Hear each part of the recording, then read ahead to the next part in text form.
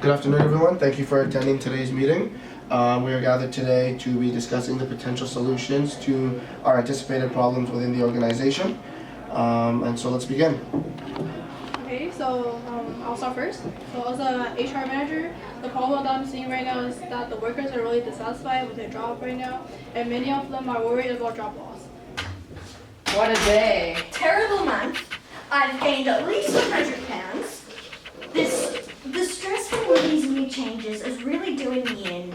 So the performance are falling, and I think we need some kind of system to address the complaints. So what I'm thinking is to have some kind of feedback from workers to reduce job dissatisfaction and raise the performance back again. Okay, next up. Let's move on to the IT manager. So we initially forecasted the machines to increase production up to 20%, but right now machines are actually less productive than they were before. So obviously that's a huge issue that we really have to address. They have increased the technology to a level which is so high above all the older workers, and at the same time expected us to increase our production twofold, threefold. Like, what are they thinking? We just haven't been sufficiently trained. Yeah, it's actually funny that for younger workers, we do think that the new system really helped us and we can pick up the system really easily. Yeah. But the thing is that our output has been told that the quality is really bad. And that's the thing that younger workers are really worried about. Yeah. Yeah. We just have to admit to customers and be honest with them that there's been teething issues and technological issues with implementing all this new machinery. And we just need to reassure them and ourselves that we are going to get back to the quality that we once had, as well as maybe even improve where we once were. The older people, none of us are happy. And the management is just making changes that they're not looking at how we're affected by it. That's crazy. So I think that this lack of quality has a lot to do with the lack of training.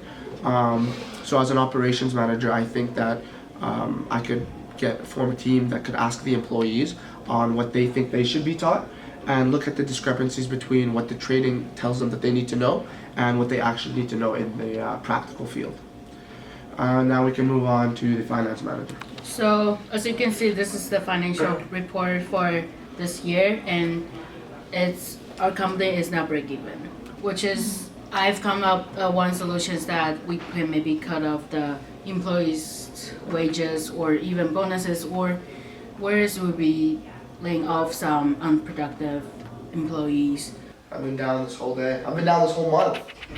Same. I'm just thinking about it, like the machines, why did they put them in at the end of the calendar year? Why not in a new quarter? It doesn't make any sense. Timing doesn't make any sense. The managers are blaming us for it.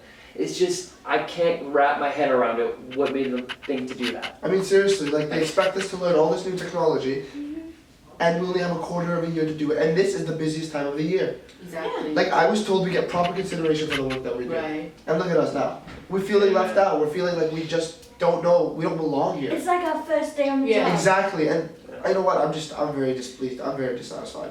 If these solutions that we can have with are not working, we should bring in consultants to help us, I agree. our company. We need some outside perspective in this because we're all stuck on what to do. Thank you guys for your inputs. Yeah. Thank you. Thank you consultants for being here today. My fellow manager Gail and I, we really looking forward to hearing your solutions to the many issues that our company is facing. And yeah, take it away. Thank you. Let's go, buddy. Let's do this thing, dog. So thank you guys for taking the time to allow us to give our consultation speech. My partner here will begin and I will follow up. So people are scared of change at this company, and here's why. There's a fear of loss of jobs. Employees don't want to think they'll be obsolete because of machines or of their poor work quality, even though it's the machine's fault. There's also poor communication. Employees are feeling they're receiving the majority of the blame and are afraid to talk to managers because they're going to lose their jobs. Also, there's a lack of trust. Employees don't want to bring up their issues because they feel they'll be blamed for something that's actually not their fault. And another one's bad timing. Introducing these new machines so late in the calendar year is ridiculous because it's such an awkward time and it resulted in treating employees poorly. So just to add on to the resistant to change, here are a few things that we could do to overcome this change and overcome the resistance. So overcoming opposition. So we use the strength of both the employees that are the younger employees and the older employees to leverage the strength against the weaknesses. They can mentor each other, where the older employees can use their skills and their experience of door making, where the younger employees can use their technical skills to produce the best quality of doors. So if you think about it, this actually has a lot to do to tie in with engaging all the employment levels by making the younger employees feel that they are equally contributing to the ultimate goal, giving them a sense of importance beyond the task at hand. Yeah, like I don't know how to fix the door. I mean, like, I've been having trouble with the new technology and you seem to be doing well. Like, do you want to help each other out? Yeah, I can teach you with the new machines, and maybe you can teach me with this. Yeah, that's great. I mean, the trick for this one is Yeah. you got to move this one like that, Uh-huh. and then the one on the outside goes up. Okay, There okay. you go. Hey, you got it. Okay. There we go. Thank you. Awesome. Implementing change in stages can be done gradually. Changing the technology to bringing the old technology to sustain the quality for the time being, and then shifting to the complete use of the new machinery once the employees are all satisfied with their technical abilities to actually use the machinery. Another important aspect is communication. So telling the customers the reason to making these changes, specifically to increase the revenue by 20%, so that they feel more included in the company's decisions and also more willing to accommodate to these changes rather than just doing what they're told. Oh,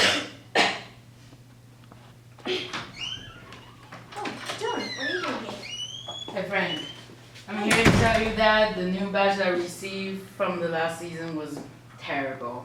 The quality, I've never expected like this. I paid this much, I should expect more and more.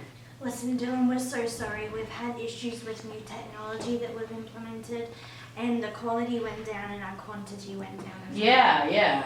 Yeah, and listen, we're so thankful for your feedback, and we're really trying to, with our changes, you know, getting back to basics and focusing on that quality. Okay, you've wasted my time, you've wasted my money. How are you gonna fix this? Listen, we're going to give you a full refund on your last order and a discount on your next one, and in the meantime, we're going to continue to reassure you of our quality. That sounds about right. Okay, alright. Well, thank you, Dylan. Thank we you. appreciate your Thank you. customer service. And finally, feedback. Feedback has always been an important thing within organizations. So getting feedback is important to address the specific needs to each employee to improve the job satisfaction, making them feel that they are considered in the company decisions. We also need to focus on quality. Quality is what your brand is known for. So increasing quality is imperative. Another point is transparency of discretion management. You need to tell your employees your action plan so they can trust you, so they know what is going on within the company. When employees have a wool pulling over their eyes, they don't trust you. So I hope you guys enjoyed our presentation, and we hope you guys Take our suggestions into consideration. So let's get started. I called this meeting today because I want to express to you guys that me, along with the rest of the managers, have decided that you guys have noticed that you guys aren't very happy with your jobs. But I want to make something clear. Initially, the changes that were made to the new technology were done so to increase the revenue by 20%. We were initially trying to increase the quantity and the quality, but clearly that's not the case. So the purpose of this meeting was actually to express to you guys that we had no intentions of trying to use this technology as a way to replace your jobs. We just thought that it would make your jobs and lives easier and improve the results of your work and increase efficiency. So I just want to make sure that there is no misunderstanding, and yeah, I don't want there to be any kind of conflict between the managers and the employees. And we appreciate the transparency. You know, we Yeah. want to know about the direction of the company. Yeah, and that's what we intend to do. I just I hope that we can put this behind us and move forward. Sounds good. And yeah, Yeah. thank you guys for taking the time out of your days. Thank you. Yeah.